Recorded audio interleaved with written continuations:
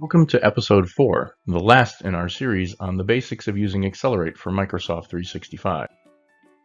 In our previous video, we used the Lambda editor to name our lambdas and the define name dialog to give them special Excel support, such as IntelliSense and calculation updates. We learned a few best practices that will come in handy as we delve deeper into what you can do to enhance your spreadsheet development using Accelerate for Microsoft 365. In this video, we'll compare Eval and Apply in order to understand when it's best to call which one.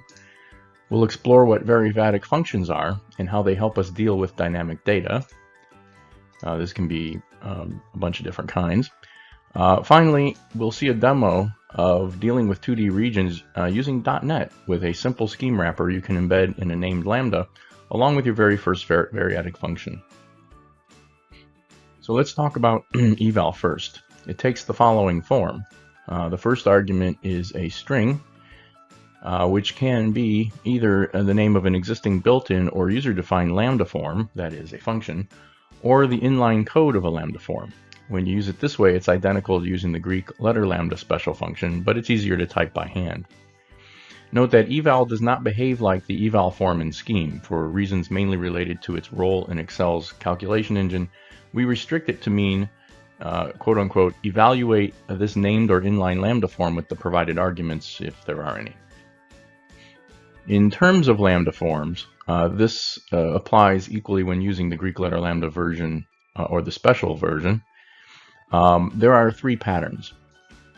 2 are relevant to Eval, and the last one we'll talk about when we get to the apply special function. The first form is what we call 0 or more arguments.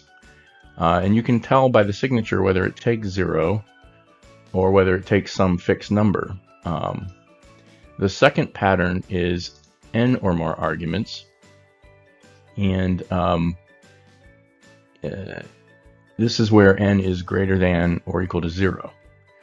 The dot in the middle of the pattern in the parameter list, the argument list, will denote the end of the required arguments and the start of the optional arguments. It's still up to you to kind of know how to use these functions, and as you study the signatures of built-in and third-party lambdas, you'll get the hang of it eventually. Okay, so this brings us to the third pattern, which is 0 or more arguments. And this is where we introduce the apply special function.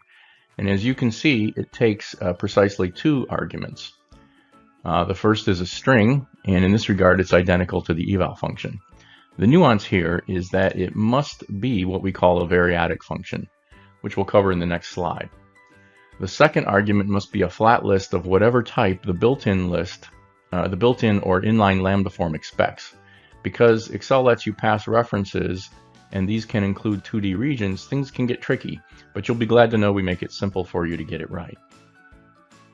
Okay, so let's talk about variadic forms, which are also called n-ary functions because they take 0 to n arguments. That is, they have an arity of n, defined as 0 greater than or equal to 0.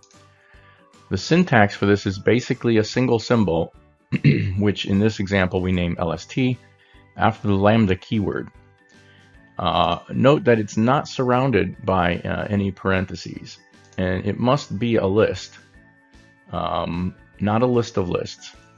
You can call it whatever you like. In this case, we just called it LST. As an example, the built-in plus form behaves just like Excel's built-in sum function. Other mathematical operators in Scheme are also variadic.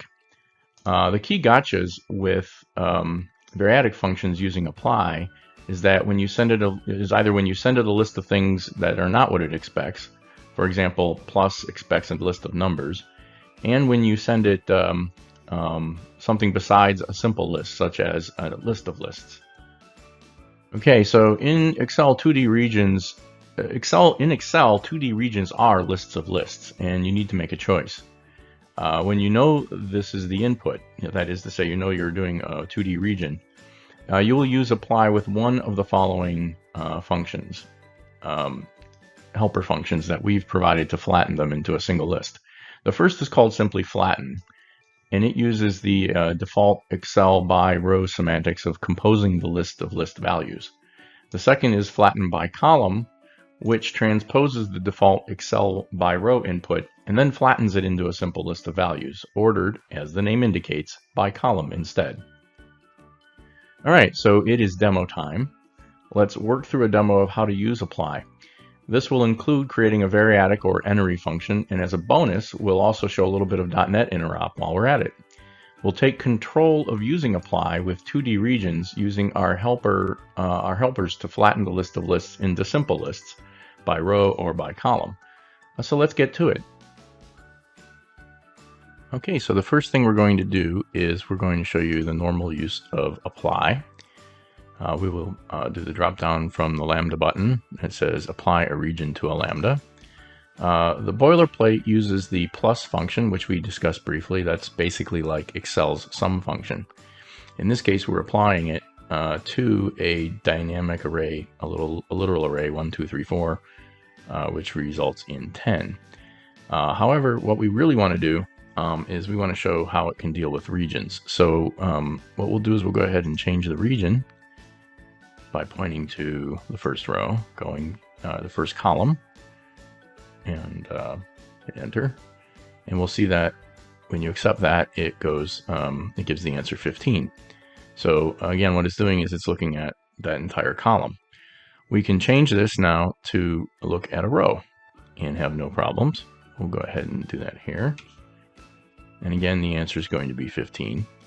Now, where you start getting into problems is when you have something in the list that the function's not expecting. So in the case of plus, which accepts only numbers, we're going to instigate that problem by hitting this row, column B. And you'll see that it's complaining that there's not a number in here, and that's correct because 5 is the word 5 is not a number. We can fix that easily enough, and there's your answer now, 16. The other problem area is when you're doing multiple columns. So let's go ahead and feed it multiple columns and see what happens. This is what we call a 2D array, and this gets us into the topic of how to deal with that. All right, so there's, again, we're getting that not a number. And that's because what it's getting is a list with 2 lists in it instead of numbers. So again, we're gonna solve this problem of dealing with a region by showing you how to write a variadic function. In this case, we have this little contrived example. We want to write the Mary had a little lambda in this area, and we want to write its fleece was white as snow here. We want to concatenate the words in these 2 different regions, but we want to do them a little differently. Mary had a little lamb expects by row evaluation, and its fleece was white as snow expects by column. So we're going to demonstrate how to do that. First, we're going to need a helper function, which we're going to call join words. We're going to create a defined lambda, and it's going to be called join words. This is going to concatenate our strings and using a delimiter. Okay, now the good news is there is a function in .NET that lets us do this. All right, and this is what it will look like when we call it. Let me spread this out a little bit more. Okay, let's look at this real quick. So we're going to use the CLR static call on the string class. We're going to call the join method, which is a static method on the static class that takes a string and a list of objects as input. So we're going to pass to it a delimiter, which in our case will be an empty space. And then we're going to pass a list of words, which is going to come from these regions. Now, because it expects an array, we're going to have to convert that list to a vector. But that's it. That's all we need to do. So we'll go ahead and accept this. And now we have a join words function that we can use. The next step is to write our variadic function. We're going to call this one words to sentences, and we're using scheme naming convention here. So we're going to take words, we're going to convert it to a sentence. All right, that's the name, and it's also very simple. We will basically take a list of words. Notice that there's no parentheses around this. This means it'll accept 0 or more, and however many you feed it, it'll accept. We're going to use string append to put a period at the end of the sentence, which we're going to construct using the join words lambda that we just created. All right, so with that, we're going to accept our variadic function, and now we're going to call it. In the first case, we're going to put in an apply region. We're going to have to swap this because we're going to write a little bit of Lambda code here to create our variadic function. So we don't need to refer to plus, and we can get rid of the parameters that we're feeding it. What we're going to put here is we're going to call apply through apply. It sounds kind of meta. Let's look at what that looks like. So it's really simple. So we're going to take a list of words from some region, which is assumed to be 2D. We're going to flatten that list into one single list that the words to sentence function can take. So we're using our apply special function to call schemes apply with the words to sentence function, and we're feeding it a flattened list. Now remember, the flatten function we'll just take the default by row semantics for that. All right, and so we are going to apply this to region A10 to B12,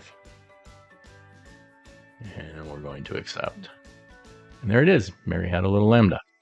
So now we're going to do the same thing, except that we're going to use a different flatten process. We're going to have to go by column here. So let's go ahead and apply.